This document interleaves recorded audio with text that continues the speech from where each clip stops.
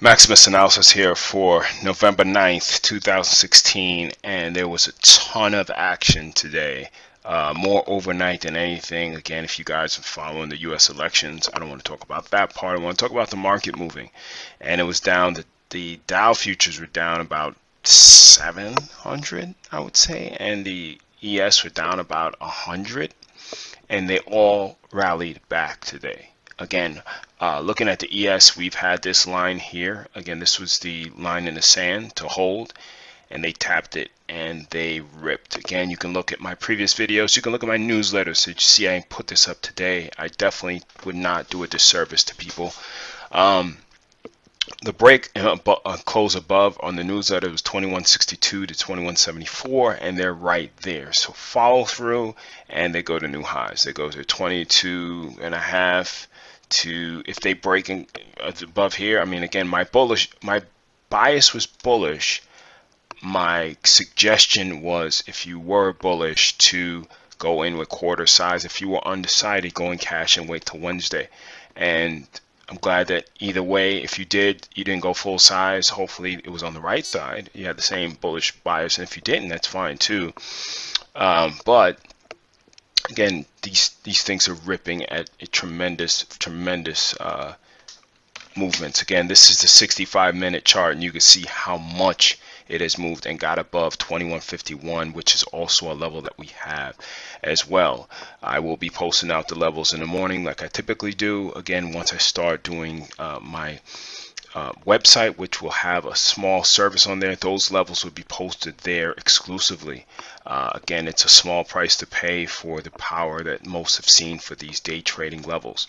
But I do want to make sure that you understand that that's not the only thing that you're going to get. But again, the newsletter and stock tips and education, a lot of education, because I'm starting to get a lot of questions that seem very odd.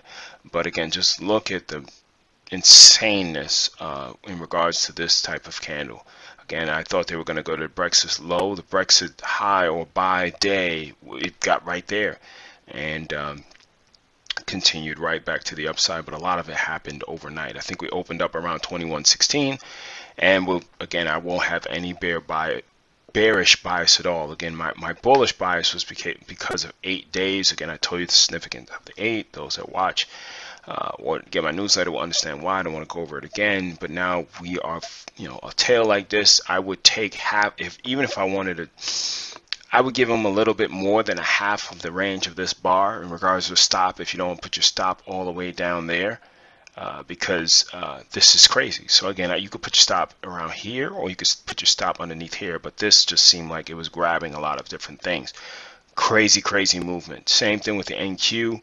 Again, our price level from these highs ticked it, almost got it to the tick, and again it's screaming back up. We want to see how this week closes. Again, make sure you are looking at the weekly time frame.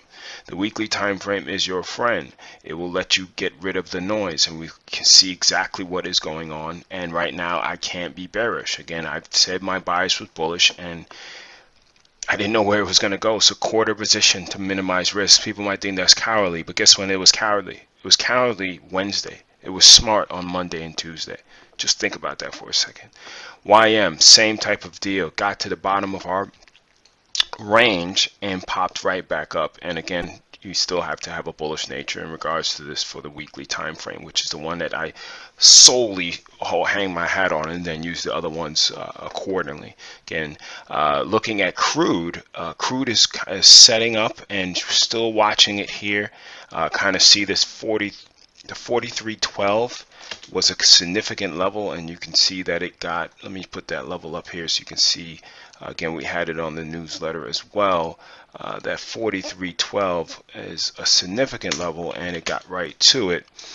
And I've been talking about it. And again, it's something from the past as well. It's not just, again, you got to look to the left to see what's going on. But you can see that there could be a very big crude run coming up. And again, if you start counting from the low, from the high here, I think it's, what is it, around 13 bars from the low. So again, using those couple things, and we'll continue to see how this market plays out. Again, we have a lot of stuff that I'll probably be posting stuff throughout the day tomorrow in regards to the currency land, also silver, Gold kind of just moved all the way around. And honestly, it's just a long wick on that gold. Again, I thought gold would continue up, and it hasn't. So let's look at the weekly time frame, and you could see that we are right at this trend line. But I told people, again, I didn't care if it was screaming back up, go into runners, because of how, again, this is my tag from my newsletter. Go to pure runners right now. Don't be a pig. And hopefully you guys were peeling into strength. And I think last but not least, we'll look at the US dollar. And the US dollar kind of gapped up per se. And we got to see how this one plays out. But again, I had my resistance points, and it is going crazy today. So again, a gap up and strong up. So again, we'll see if this one becomes resistance again. High volume at the start. I don't know if this is the end, but again, peeling your position as we continue to go down here, which has been posted for weeks. So we'll continue to see what's going on. Either way, manage risk. Don't jump out the foxhole too early, and that means that you can start a starter position size starting Wednesday, today, Thursday, and Friday. But Friday is the key thing to kind of see where things is going, because I had to step away from the computer for a couple hours today just because of how noisy the markets were, because you didn't know where things were going. It's best when you don't have an advantage to walk away. Again, are they going to retest this downtrend line on the dollar or not? But again, you can see we had all the way down the low. Let me go on the continuous contract. The low of this candle was 20.28, and we closed around 21.60. So you had a 130 point move from the bottom to the up. So again, I told you there was going to be some volatility. I didn't know if there was going to be this much, but either way, it's good to be prepared for stuff and make a mature business-like decision regarding your trading and not. So if you have any comments or questions, feel free to email me at max@maximusanalysis.com. Take care.